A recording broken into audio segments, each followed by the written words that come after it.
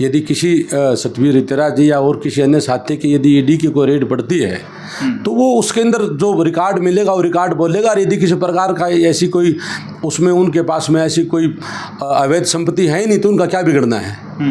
यदि होगी तो उनके ऊपर कार्रवाई होगी। वो तो पहले भी एफआईआर दर्ज हो चुकी है काफ़ी मामलों में। तो इस बारे में मेरा कहना इतना ही है, यदि कोई आमजन यदि करोड़ों अरबों रुपए की लागत से यदि आज की तारीख में दिखावा करता है किसी प्रकार का, तो देखो जो सरकारी एजेंसियां उनकी निगाहें हर तरफ रहती हैं, तो उस पकड़ में राडार में आए होंगे और निश्चित रूप से उन्होंने अपनी कार्रवाई की है।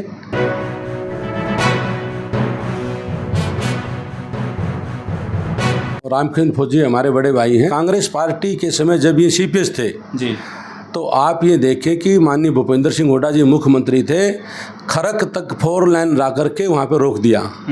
ऐसा महसूस कराया जैसे बुआनी खेड़ा हल्का कांग्रेस के लिए पाकिस्तान हो जी। और आज लोग ये बड़े बड़े गांव में जा कर के जनसभाएं करने का न्योता दे रहे हैं कि बुआनी खेड़ा की हल्का माननीय हुड्डा साहब को, रामकृष्ण फौजी को और कांग्रेस साथी उनको सहयोग करे। क्यों करे भाई?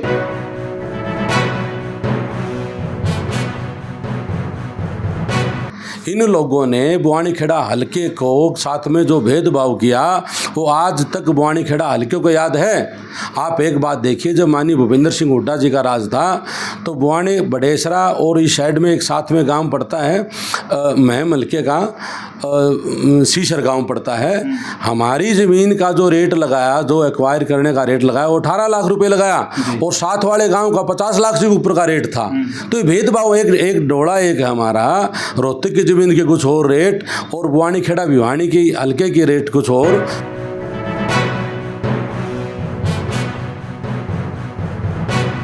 तो भेदभाव हमेशा बुआनी खेड़ा के साथ में कांग्रेस पार्टी ने किया। यहाँ पे 3 बार कांग्रेस के विधायक बने। ये एक चीज़ गिनाए हमने इस बुआनी खेड़ा हल्के के अंदर क्या किया। और भारतीय जनता पार्टी ने हज़ारों करोड़ रुपए की लागत से, चाहे वो 4 लाइन हो, चाहे यूनिवर्सिटी बनाई हो, चाहे मेडिकल कॉलेज बनाए हो, हमारे हल्के को देने का काम किया है। दोस्तों नमस्कार, प्रथम गूंज देख रहे हैं आप। मैं हूं आपका दोस्त त्रिदेव। जैसा कि आप सबको पता है कि चुनावी बिगुल बज चुका है और चुनाव की भी अगर बात करें तो सबसे पीक पॉइंट पे अगर कहीं चुनाव है तो वो विधानसभा चुनाव भवानी खेड़ा में है। क्योंकि अगर कांग्रेस के दावेदारों की बात करें तो 70 से प्लस यहाँ दावेदार कांग्रेस के हैं और बीजेपी की अगर बात करें तो बीजेपी में भी अमूमन 5-7 उम्मीदवार शायद हैं जो टिकट के इच्छुक हैं। तो हमारे साथ एक प्रबल दावेदार हैं, भाजपा से हैं और मनमोहन भुट्टाना नाम है, पेशे से वकील हैं। पहले इनकी वाइफ दया भुट्टाना INLD से इलेक्शन लड़ चुकी हैं और मुद्दों पे बात कर लेते हैं और कितनी दावेदारी इनकी मजबूत है, पार्टी क्यों इन पे विचार करे, ऐसे तमाम मुद्दे जो हैं उन पे बात करेंगे और जानते हैं इनका मतलब क्या एजेंडा है भवानी खेड़ा को लेकर। हाँ जी नमस्कार। नमस्कार जी दुगुल साहब, प्रथम गूंज के सभी श्रोताओं को बहुत बहुत नमस्कार। आपको नमस्कार।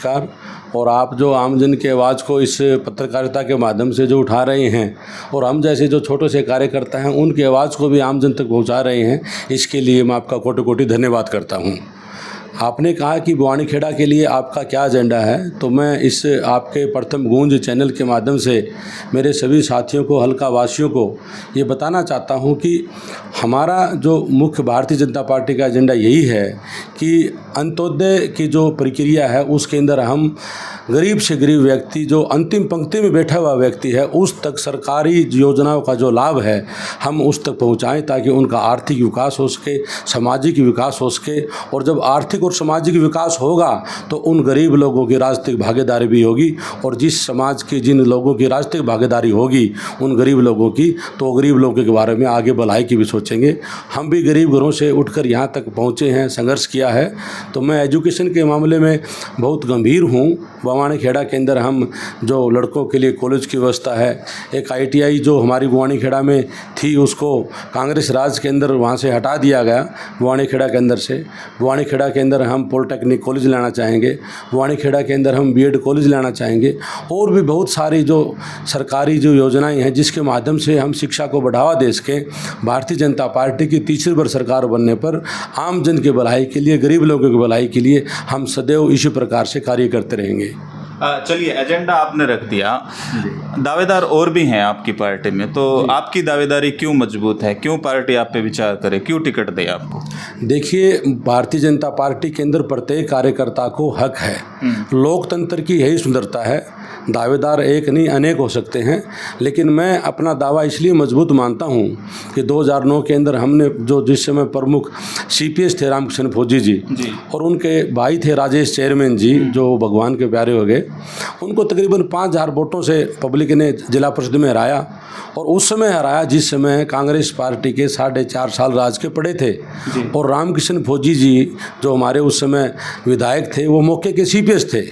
और उसके बाद में जब INLD से जब हमने चुनाव लड़ा, पार्टी ने इंडियन नेशनल लोकदल पार्टी ने टिकट दिया, तो हम मजबूत लड़ाई लड़ी और हम 12वें राउंड तक तकरीबन 18,000 वोटों से आगे थे। लास्ट में जो अंतिम 2-3 राउंड थे उनमें कहीं कमज़ोरी रही, कुछ हमारे साथ में धोखे हुए, उसके बारे में मैं क्या बताऊं। और उस समय आप देखें पूरे 54 गाँवों के अंदर से हम 40 गाँव के तकरीबन उसमें लोगों ने हमें जिताया। तो उसके बाद में हम लगातार, चाहे वो कोर्ट के माध्यम से हैं, चाहे हम यहाँ पे सामाजिक गतिविधियाँ या लोगों की मदद करते हों, और चाहे आमजन के अंदर सुख दुख में शामिल होकर उनकी सामाजिक जो हिस्सेदारी है उनके अंदर हिस्सेदार बनते हों, तो हमने हमेशा आम जन हैं, गरीब लोग हैं, उनके बीच में रह करके, उनकी भावनाओं में रह करके उनके साथ हम रहे हैं। और इसीलिए मैं अपनी मजबूत दावेदारी मानता हूँ। और चाहे वो पढ़ाई की बात हो, चाहे और कोई इशू हो, तो हम हमेशा पब्लिक की आवाज़ उठाई है। इसलिए भारतीय जनता पार्टी जो मजबूत दावेदार हैं, जिनका पब्लिक के अंदर बहुत अच्छा व्यवहार है, बर्ताव है, तो हम भरोसा करते हैं कि भारतीय जनता पार्टी हम पर विश्वास करके हमें हल्के की सेवा करने का जरूर मौका देगी। अच्छा, बात करें, आजकल राज्य मंत्री हैं विशंबर वाल्मीकि जी, अगर उनका रिपोर्ट कार्ड देखें एरिया में, अगर आप जाके पूछोगे तो लगभग 99% लोग ये कहने वाले मिलते हैं जी वो तो हल्के में आए नहीं, वो तो दुख सुख में नहीं आए, उन्होंने कोई काम नहीं करवाए, पूछा तक नहीं। ऐसी बातें अगर आपको सुनने को मिलेंगी, उस सिचुएशन में आप क्या करेंगे? देखिए, हम भारतीय जनता पार्टी के सिपाही हैं और जो राज्य और प्रदेश और जो देश है उसके हित के बारे में हम सदैव अच्छा सोचते हैं।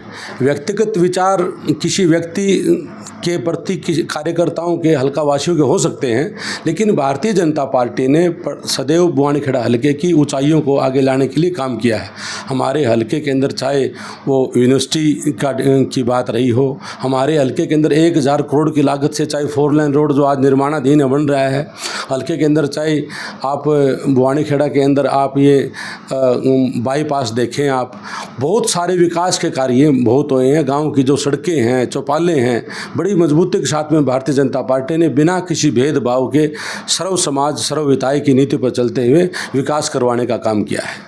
अच्छा, बात करें बवानीखेड़ा की, शुरू से लेकर आज तक अगर बवानीखेड़ा के इतिहास पे नज़र डालें तो आपकी नॉलेज में ऐसी कौन सी समस्याएं हैं जो आज भी यूं की यूं मुबाए खड़ी हैं, जिनका दर्द आपके दिल में है?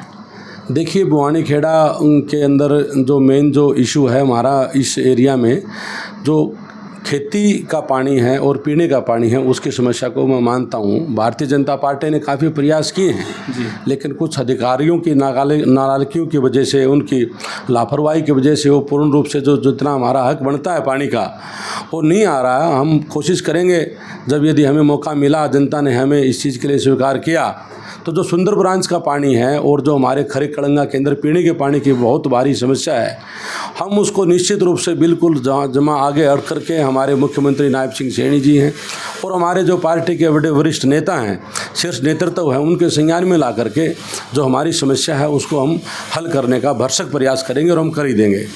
अच्छा, बात करें किरण चौधरी की, अच्छी खासी लीडर रही कांग्रेस में, आजकल आपके साथ हैं, पार्टी में हैं, तो वो अक्सर एक बात बोलती हैं, उनकी वायरल हुई थी कि जो संविधान को ख़त्म करने की जो बात हम कह रहे थे बीजेपी ख़त्म कर देगी, वो तो एक झूठ था। तो आप वकील हैं, आपसे मैं जानना चाहूँगा कि संविधान वाकई भाजपा ख़त्म करने जा रही थी या सिर्फ प्रोपेगेंडा था? देखिए, ये कांग्रेस पार्टी का एक नैरेटिव सेट किया था उन्होंने, और ये प्रोपेगेंडा उन्होंने फैलाया, और उसमें कुछ बड़े बाड़े जो साथी थे उसके बहकाव में आए भी, मैं पेशे से वकील हूं और आप भी बुद्धिजीवी हैं, इस बात को बेहतरीन समझते हैं कि संविधान को संशोधन करने की एक प्रक्रिया है और उस प्रक्रिया के माध्यम से यदि किसी भी प्रकार का संशोधन जब भी होता है तो पहले लोकसभा के अंदर विधेयक पारित होता है, उसके बाद राज्यसभा में जाता है, फिर राष्ट्रपति जी का अनुमोदन उसके ऊपर होता है, उसके बाद में कहीं जाकर के उस संशोधन का जो फाइनल रूपरेखा तैयार होती है।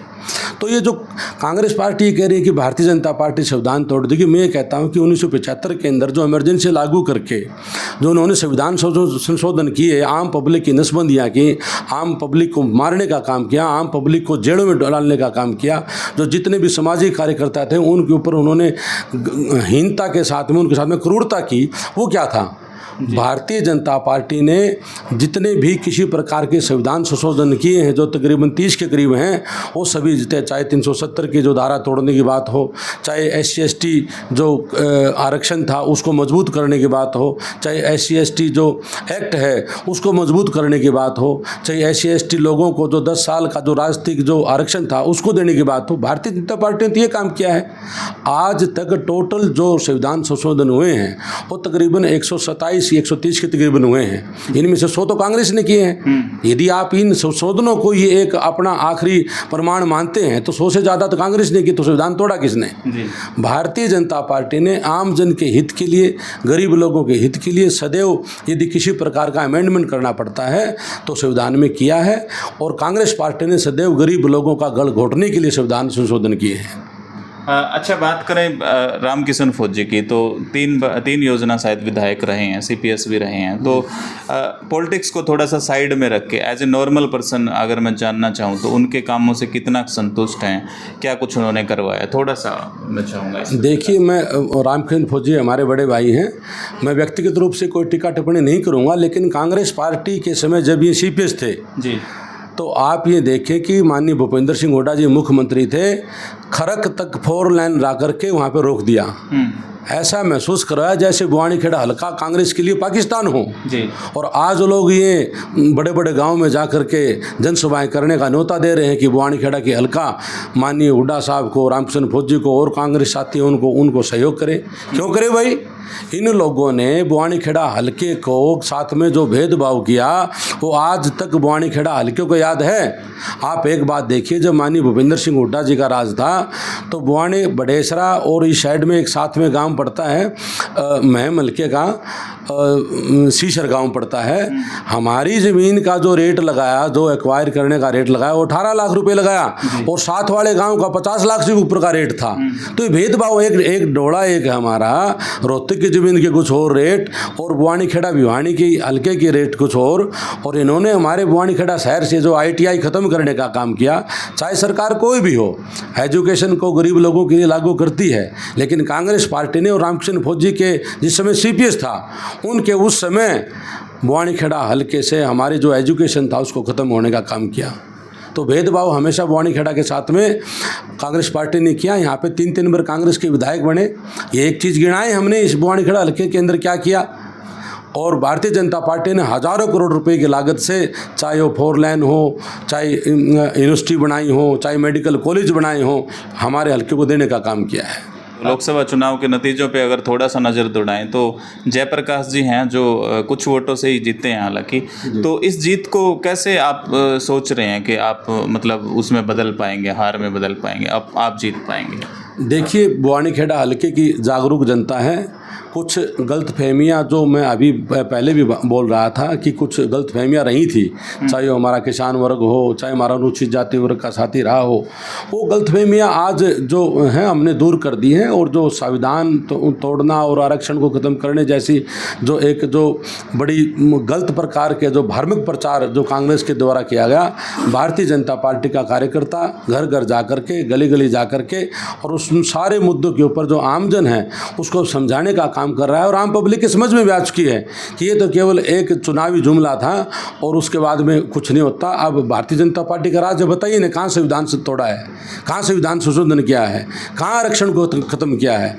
मैं तो ये कहता हूँ कि भारतीय जनता पार्टी ने वास्तव में आरक्षण को बचाया है। आप कांग्रेस के राज में देखिए, पहले पार्ट टाइम टीचर लगते थे, पहले DC रेट पर लगते थे, पहले हॉस्पिटल के अंदर ठेकेदारी प्रथा चलती थी। भारतीय जनता पार्टी ने HKN के तहत कौशल रोजगार योजना निगम के तहत में आम जन के बच्चों को, गरीब घरों के बच्चों को, इंटेलिजेंट बच्चों को मेरिट के बेस के ऊपर नौकरी देने का काम किया है, जिसके आधार पर इंटेलिजेंट बच्चा है उसका हक ना मारा जाए। पहले कांग्रेस राज के अंदर तो मुंह देख के टिके होते थे। आज गांव के अंदर जाएं, बिन पर्ची बिन खर्ची के माध्यम से गरीब घरों के बच्चे आज रोजगार पा रहे हैं। आप दूर मत जाएं, यहाँ चांग गांव के अंदर हमारी बहन बेटी है, वो HIS लगी है जांगड़ा समाज से, उसको बिल्कुल एक साधारण परिवार से है। कितने हमारे वाणीखेड़ा के अंदर रामदिया जी हैं, हारमोनियम वो बजाते हैं, उनका बेटा डॉक्टर लगा है, उनका बेटा सब इंस्पेक्टर लगा है। पता नहीं कितने गरीब घरों के बच्चे जो इंटेलिजेंट थे, जो पहले योग्यता के आधार पर न चुने जा करके सिर्फ मुंह देख के टिका होने के आधार पर वो अपने अच्छे अवसर से, नौकरी पाने से वंचित रह जाते थे। भारतीय जनता पार्टी ने उन बच्चों को उनकी योग्यता के हिसाब से रोजगार देने का काम किया है और इसी वजह से भारतीय जनता पार्टी को आज युवा पसंद भी करते हैं। आप किसी शहर में जाएं, आप लाइब्रेरी देखें, आप कोचिंग सेंटर देखें, आपको सारे भरे हुए मिलेंगे। आम जन, जो गरीब जन था, पहले 10वीं +2 करके ये कहा करता था कि 10वीं +2 कर लो, किसी ने कहने जोग्य हो जावा। यह कहावत इसलिए थी कि 10वीं +2 करके किसी को कहने जोग्य हो जाए कि सिफारिश के माध्यम से हम नौकरी लगवा लें। लेकिन आज आम जन ये कह रहा है कि पढ़ लिख लो तो तुम्हारा भविष्य सुधर जाए। तो पहले सिफारिश की जो एक पहचान थी, पद्धति थी, उसको छोड़ करके आज आम गरीब जन के लोगों का जो भावनाएं हैं वो बच्चों को पढ़ाने पर तुली हैं और बच्चों को पढ़ाने पर पूरा विशेष ध्यान दिया जा रहा है। आप सुबह सुबह देखेंगे गांव की सड़कों के ऊपर आपको सैकड़ों युवा रेस करते हुए, वर्जिश करते हुए मिलेंगे। लेकिन जब भूपेंद्र सिंह हुड्डा का राज था, उस समय युवाओं ने जो कसरत करना, वर्जिश करना, रेस लगाना वो छोड़ दिया था। उनको ये पता था कि सिफारिश के आधार पर, पैसों के आधार पर बंदरबाट होनी है, तो इसलिए उन लोगों के अंदर जो पढ़ने का और खेलने का हौसला था वो कमज़ोर हो गया था। भारतीय जनता पार्टी ने युवाओं के मन में पढ़ाई के प्रति, खेलों के प्रति जो उत्साह पैदा किया है और एक जो उन्होंने एक आगे का भविष्य तय करने की एक जो योजना तय की है, उससे हरियाणा के नहीं अपितु पूरे भारतवर्ष के युवाओं में एक नए युग का उत्थान हुआ है। अच्छा, पिछले दिनों है ना ईडी का बड़ा चर्चा रहा। आपके ही भवानीखेड़ा से ही ताल ठोक रहे हैं, सतबीर रतेरा जी पे रेड पड़ी, उसके बाद रावदान सिंह जी पे पड़ी और भी विपक्ष के तमाम नेता हैं जिन पे रेड पड़ी। तो विपक्ष आपको घेरता भी है, आपकी पार्टी को, इस मुद्दे पे कि उन्हें ये हजम नहीं हो रहा कि लोगों में उनकी पैठ बनती जा रही है और वो जानबूझ के उनको कमज़ोर करने की कोशिश कर रहे हैं। आप क्या कहेंगे? देखिए, जो कानून है अपना काम करता है। यदि किसी सतबीर रतेरा जी या और किसी अन्य साथी की यदि ईडी की कोई रेड पड़ती है तो वो उसके अंदर जो रिकॉर्ड मिलेगा वो रिकॉर्ड बोलेगा। और यदि किसी प्रकार का ऐसी कोई उसमें उनके पास में ऐसी कोई अवैध संपत्ति है ही नहीं तो उनका क्या बिगड़ना है। यदि होगी तो उनके ऊपर कार्रवाई होगी। वो तो पहले भी FIR दर्ज हो चुकी है काफ़ी मामलों में। तो इस बारे में मेरा कहना इतना ही है, यदि कोई आमजन यदि करोड़ों अरबों रुपए की लागत से यदि आज की तारीख में दिखावा करता है किसी प्रकार का, तो देखो जो सरकारी एजेंसियां उनकी निगाहें हर तरफ रहती हैं, तो उस पकड़ में राडार में आए होंगे और निश्चित रूप से उन्होंने अपनी कार्रवाई की है। अच्छे, कांग्रेस के काफ़ी सारे जो दावेदार हैं उनसे हमारी बात हुई तो वो कहते हैं जी हम सब डिवीज़न बनवाने की कोशिश करेंगे। तो मेरा सीधा सा सवाल ये है कि 10 साल से तो बिशंबर जी हैं, उससे पहले रामकिशन फौजी CPS रहे, तो कमी आखिर कहाँ रही? प्रयास नहीं हो रहा या क्या है? मतलब भारतीय जनता पार्टी ने जो सब डिवीज़न बनी थी उसमें भवानीखेड़ा हल्के का जो प्रथम दृष्टा जो नाम था, लेकिन कुछ टेक्निकल जो कमियाँ थी कि गाँव की जो सारी टोटल आबादी जो सब डिवीज़न के लिहाज से होनी चाहिए, उस नॉर्म को जब वो पूरा नहीं हो पाया तो वो बीच में अभी रुका हुआ है। लेकिन अभी ये नहीं है कि वो बन नहीं सकता, वो बनेगा निश्चित रूप से। भारतीय जनता पार्टी भवानीखेड़ा जो सबसे पुरानी तहसील है उसको सब डिवीज़न बनाने का काम करेंगे और हम तो ये उम्मीद रखते हैं कि भारतीय जनता पार्टी का शीर्ष नेतृत्व, कार्यकर्ताओं के आशीर्वाद से, हल्के के आशीर्वाद से यदि हमें मौका देता है तो हम प्रथम दृष्टया इसको, चाहे किसी प्रकार की रुकावट हो, उस रुकावट को दूर करके भवानीखेड़ा को सब डिवीज़न बनाने का सर्वप्रथम सर्वप्रथम प्रयास करेंगे।